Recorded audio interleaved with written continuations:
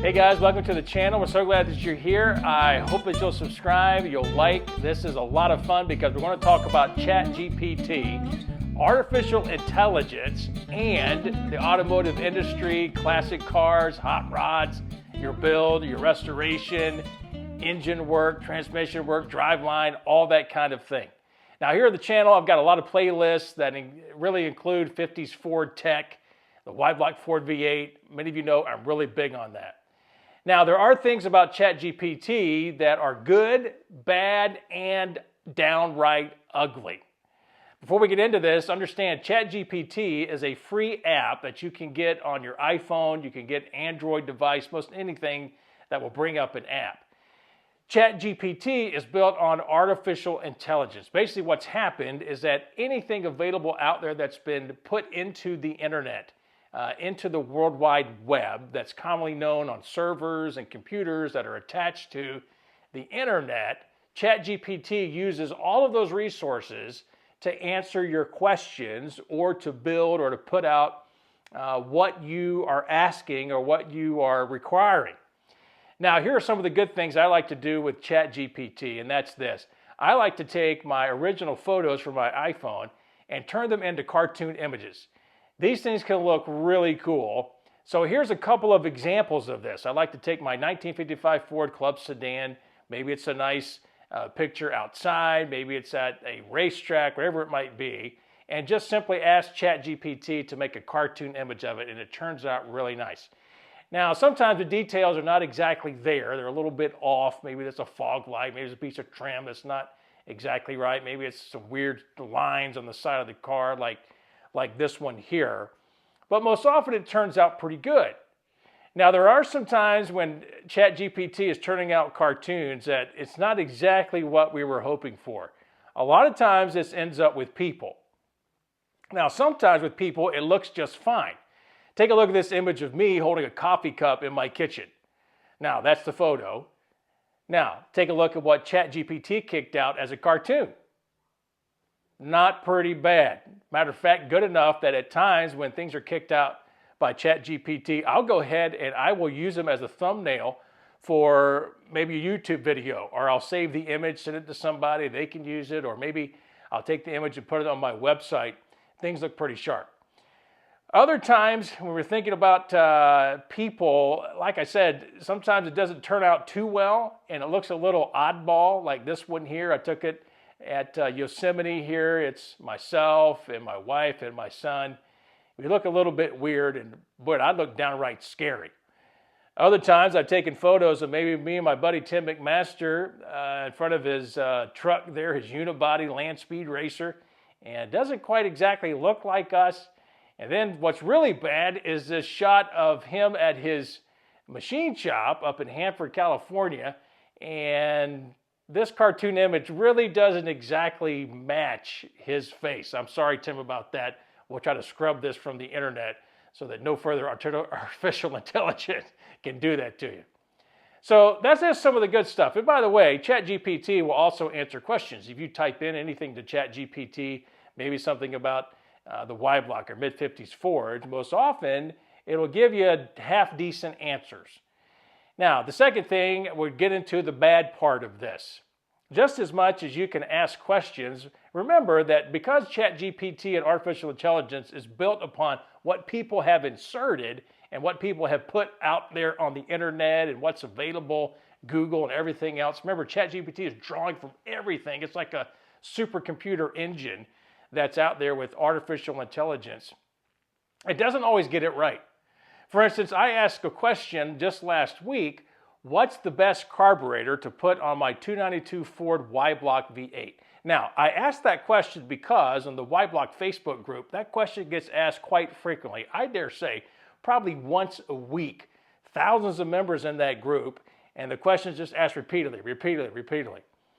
And of the carburetors mentioned, would you know that not one time did a Summit racing carburetor, a Summit carburetor, ever come up? I have a 500 CFM Summit carburetor on my 55 Ford for a long time. I just took it off and put on a Holly 4000. I'm building a 3 deuce setup right here that I'm going to put on the Y-Block later on. But For some reason, those carburetors are never even mentioned by ChatGPT. What ends up happening, the bad thing, is that a lot of information gets missed because the computer ends up being the one that makes the choices for you when it pops out answers.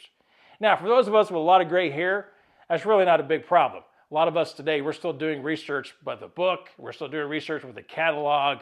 Maybe we'll do our due diligence and talk to guys at the car show. There's people that we know. We've been around the horn a little bit. For people just getting into the hobby, the younger crowd, all they know is to get on the phone, to get on the computer, get on the MacBook, whatever it might be, and try to get their answers there. And boy, it gets crazy. Man, if you go on the Facebook group, we got guys today saying all kinds of weird stuff, the Y Block group especially, about maybe one-piece rear main seals and all kinds of stuff that doesn't fit, doesn't match. A lot of guys still don't know or don't believe about the carburetor distributor mismatch that was out there from 1954 to 1956. If you replace your carburetor with a modern one and you still keep that load-o-matic vacuum advance only distributor, you're going to have serious issues. You will be sluggish like a turtle. The same goes true if you flip it around the other way. Well, when you get onto ChatGPT, get onto artificial intelligence, a lot of those things escape the computer. They escape the supercomputer. A lot of people don't know about them. You get into high-performance builds especially. There's not much out there. Unfortunately, you can get bad information by going to ChatGPT. And dare I say, do not ask ChatGPT what oil you should use in your engine. That would be the worst thing to do. I cannot imagine the clown circus answers that you're going to get with that one. And then there's the time that stuff is just downright ugly. ChatGPT and artificial intelligence is gathering everything every day. I dare say, probably not too far-fetched, that through our phones that are hooked up to the internet, Wi-Fi, even the cell phone signals that we have, something out there in computer land is listening to our conversations. This much we know because we pull up stuff on social media, like maybe on Facebook, and we've been discussing weddings all day and talking about that. We haven't looked at one thing on social media about it, but as soon as we open up Facebook or open up Instagram, voila, there are all the ads for wedding venues and wedding gowns and rental companies that support weddings and all the rest of that. Trust me, our phones are listening to us. Well, that means that all this information being typed in, all this information being talked about, I think, and discussed, all this stuff, I'm sorry, but it's not 100% correct. There's all kinds of stuff out there that is wrong. Now, here is the ugly about ChatGPT and artificial intelligence. Through social media, we're seeing the beginnings of the downfall of really what I would say is solid knowledge on the automotive industry, cars, trucks, vehicles, rebuilds, restorations, all of that kind of thing. Why would you say that? Well, take a trip down social media lane. For right now, for the younger generation, man, we're talking about those a little bit Gen Z. I'm Generation X here, but Gen Y, Gen Z, the millennials. We get to that crowd, and what's going on is these guys are doing nothing but finding their answers through social media. What happens with that is anytime somebody asks a question, maybe on social media through a forum, a Facebook group, whatever it might be, there are 1,000 answers that will pop up. Most often, more than 50% are bogus, they don't make any sense, and they don't even correlate to what's needed. Now, if you're in a Facebook group, you may have a solid one depending on who moderates it and everything else. Those things do exist out there, but Facebook has now introduced an AI feature where it will actually ask the questions and then it will offer up suggestions to answer based on what people are answering in the group. It's happened on the Y Block group and it's been horrible. Now, you can turn this off. I don't know exactly how. You can probably look it up here on YouTube, do a search and find it for yourself. You can, if you're a moderator, you can probably turn it off your Facebook group. But let me just say this, it is horrible. We also know here on YouTube, another ugly part about ChatGPT is that there have been whole videos produced, not by a real live guy like myself, who takes clips and takes photos and puts them in, explains things, diagrams, gets a camera under the hood, or maybe even pops a camera attach it to a bumper or maybe the leaf springs, that kind of thing. It shows you the action. No. I'm talking about a 100% AI produced video. The worst one this past year was how bad the Ford V8 Y-block engine was. It was the most failed engine in Ford's history. Did you know that? And the sad thing about it was that dumb video has gotten thousands of views. And probably because I mentioned it here, some of you are going to search for it, look for it, try to find it. I will put a link to my rebuttal video in the description below. You can check that out and you see what video I'm referring to. But it was sad. It was filled with nothing but artificial intelligence garbage that even couldn't get the horizontal or vertical, it called it vertical, intake runners for the Y-block correct.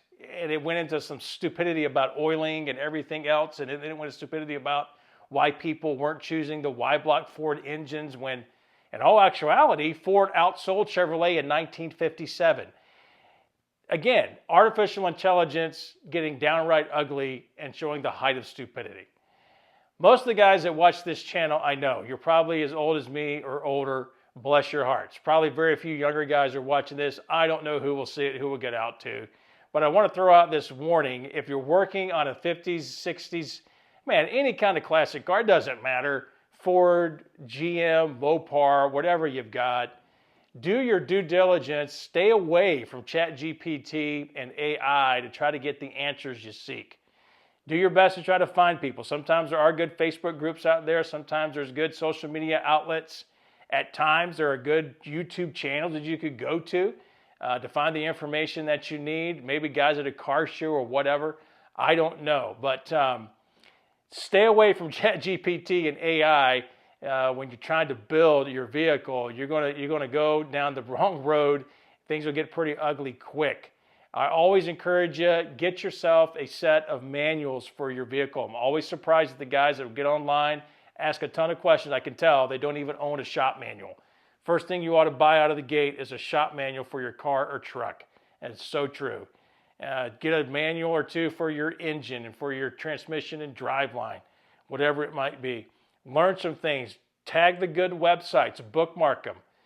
Make a few phone calls. These days we don't even use our phones to make phone calls anymore, to talk to real people over a real phone to get a real answer to a problem that we've got or things we're trying to get to and get a solution.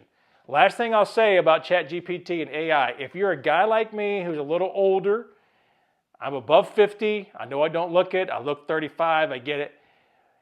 A lot of you guys out there are older than me. Invest in a young guy or a young lady who will enjoy these cars and these trucks and get into the hobby with you. I've done a lot of that with my son. Some of you have done that with relatives, maybe friends down the street, somebody at a car show.